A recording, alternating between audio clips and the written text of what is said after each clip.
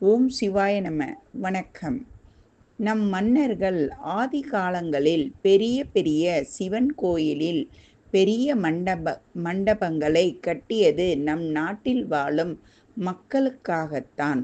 ஆனால் காலங்கள் வருடங்கள் போக மாற்றங்கள் மாறும்போது நம் நாட்டிற்கு புதிதாக வந்தவர்கள் மன்னர்களையும் மக்களையும் பட்டை, நாமம், மந்திரம், புனஸ்காரம் அப்படி இப்படி என்று இரு பிரிவினராக ஆக்கிவிட்டனர். நம் ஆதி மக்களுக்கு அதை ஆதி மக்களும் அவர்கள் சொன்ன கதையை நம்பிவிட்டனர். ஆதி மக்களுக்கு விவசாயம், வேலை செய்வதுதான் தெரியும், வேறு எதுவும் தெரியாது.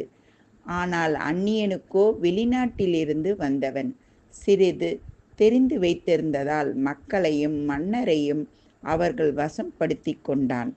இதில் ஆதியில் வந்த மக்கள் ஒரு சொல், வெள்ளையாயிருப்பவன் பொய் சொல்ல மாட்டான் என்று ஆதி மக்கள் நம்பிவிட்டனர்.